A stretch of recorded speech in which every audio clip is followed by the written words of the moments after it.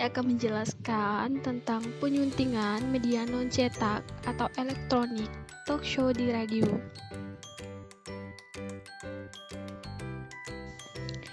Penyuntingan media non-cetak atau elektronik talk show di radio mempunyai 6 pembahasan. Yang pertama, definisi talk show di radio. Yang kedua, ciri-ciri talk show di radio. Yang ketiga, tujuan dilaksanakannya talk show di radio. Poin yang keempat, kekurangan dan kelebihan talk show di radio. Poin yang kelima, penyuntingan. Dan poin yang terakhir, contoh kegiatan talk show di radio. Poin yang pertama, definisi talk show di radio. Secara etimologi, talk show berasal dari bahasa Inggris, yaitu talk yang mempunyai arti pembicara dan show yang artinya pertunjukan. Sedangkan dalam bahasa Indonesia, talk show adalah tayang bincang ataupun gelar bicara. Talk show juga diartikan sebagai seseorang ataupun sekelompok orang. Nah, dari beberapa pengertian dapat kita simpulkan bahwa talk show di radio adalah acara yang terdiri dari satu atau beberapa orang dalam pembicaraan yang ditampilkan di media radio.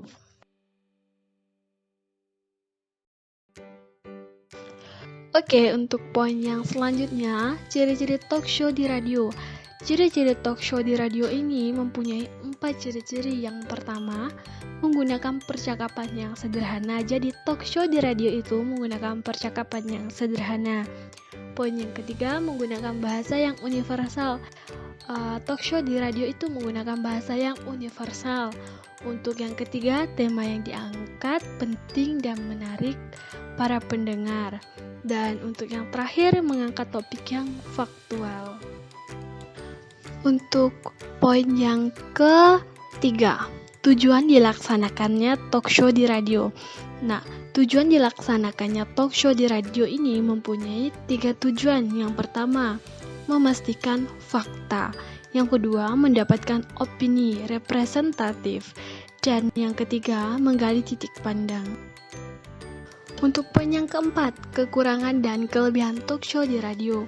Walaupun talk show di radio mempunyai kekurangan, tetapi talk show di radio juga memiliki beberapa kelebihan. Yang pertama, saya akan membacakan kekurangannya terlebih dahulu. Kekurangan talk show di radio. Yang pertama, pesan yang disampaikan hanya sekilas. Yang kedua, bersifat auditif. Yang ketiga, talk show di radio memiliki waktu yang terbatas. Dan yang terakhir, dapat mengandung gangguan pendengar. Untuk yang kedua, kelebihan talk show di radio. Kelebihan talk show di radio itu mempunyai 4 kelebihan. Yang pertama, sifatnya santai. Yang kedua, lebih mudah menyampaikan pesan yang ingin disampaikan. Poin yang terakhir, talk show di radio lebih mudah dan langsung. Untuk poin yang kelima, yaitu penyuntingan. Penyuntingan talk show radio. Hal yang menjadi perhatian utama dalam naskah talk show pada siaran radio adalah penulisan naskah, di mana naskah yang ditulis akan dibacakan oleh penyair dan harus terdengar penyair seolah-olah tidak sedang membaca naskah, tetapi seolah-olah sedang berbicara dengan pendengar. Oleh karena itu, naskah radio harus ditulis dengan sederhana sehingga mudah dibaca dan para pendengar bisa dengan mudah memahaminya. Dalam penulisan naskah yang baik, perlu memperhatikan 3 hal yang penting. Yang pertama, menggunakan bahasa tutur, yakni bahasa percakapan informal atau menggunakan kata-kata yang biasanya digunakan dalam keseharian. Yang kedua, yang disingkat dengan KISS, keep it simple and short, artinya menggunakan kalimat yang sederhana dan singkat, sehingga mudah dipahami. Yang ketiga, disingkat dengan ELF, easy listening formula, artinya menggunakan rumus yang lebih nyaman untuk didengar. Poin yang terakhir, contoh kegiatan talk show di radio.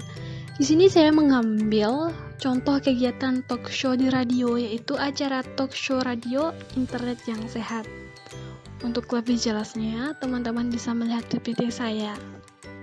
Baik, sekian presentasi dari saya. Apabila ada kata yang salah, saya mohon maaf. Semoga ilmu yang didapatkan bermanfaat. Terima kasih.